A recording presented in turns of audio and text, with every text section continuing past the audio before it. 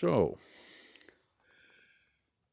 in the first days, there was just Big Boy, Lil J, some titmice, and some juncos, and I was just fascinated by the J's. Um, they got more and more used to me, uh, seeing as I was parked right next to the feeder, and this is where I scattered things, and I'd go about my daily business, working and so forth and so on. And they would work within my schedule, Peanut Fest, still had Peanut Fest at that time.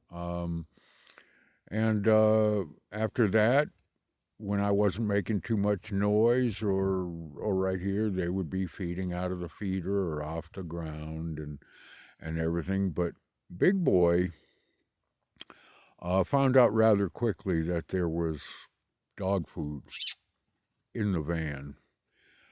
And he started flying into the van and just taking dog food out of the bowl.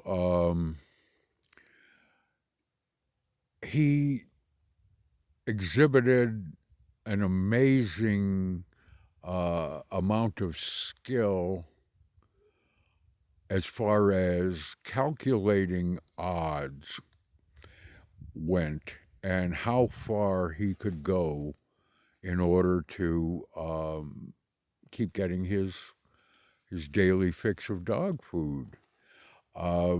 As he got more brazen, he would come into the van while the dog and I were lying on the bed and just take dog food out of the bowl. I mean, directly below where my feet were on the bed and right where the dog was lying.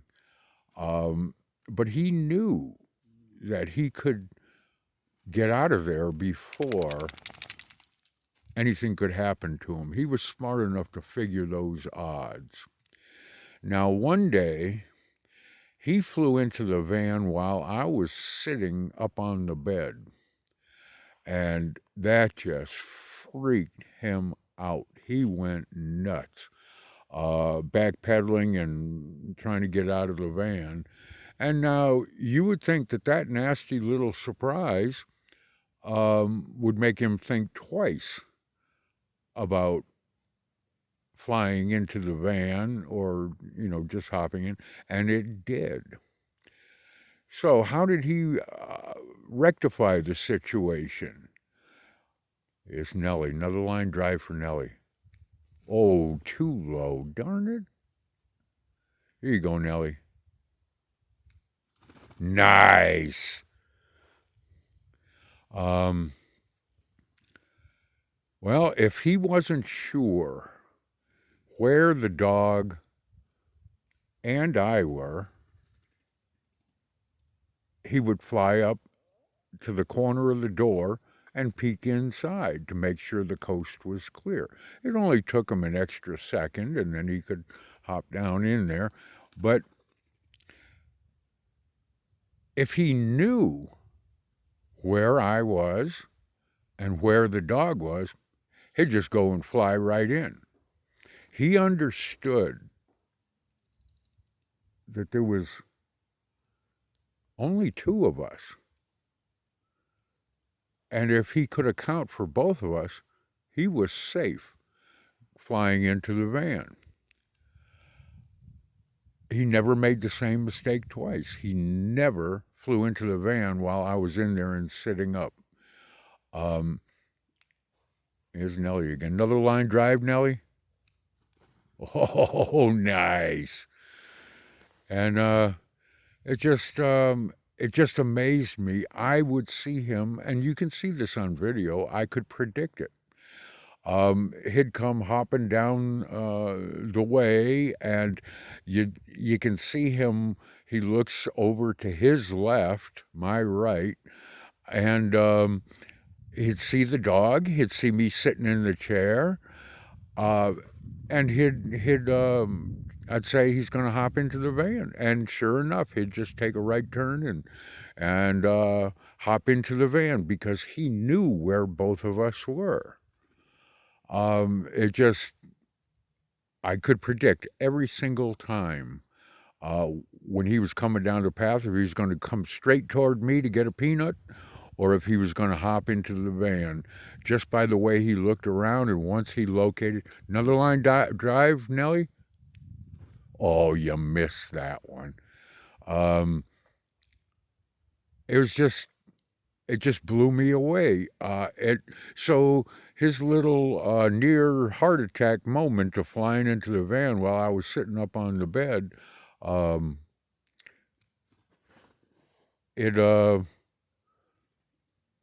it didn't faze him. It didn't stop him uh, from his quest to uh, gain some ill-gotten loot. Up there's Titmouse. Still too many sunflower seeds in. Okay, here we go, Nellie. Nice. But anyway, yeah, once he located both of us, he knew it was safe and he'd hop right in without fear. So when you think about that,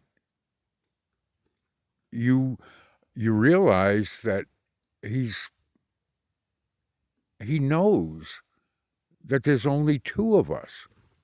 I mean, that's quantitative thought right there. He analyzed it. He knows that there's only two of us. He knows the van isn't a clown car where people could just keep coming out or people could be in there. He knew that there was two and only two, and if he accounted for them, um, he was safe.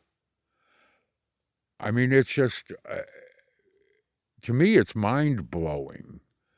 But anyway, that was my first realization that I'm dealing with critters that are just way smarter than I give them credit for. One more for Nellie on this video. Oh, too low.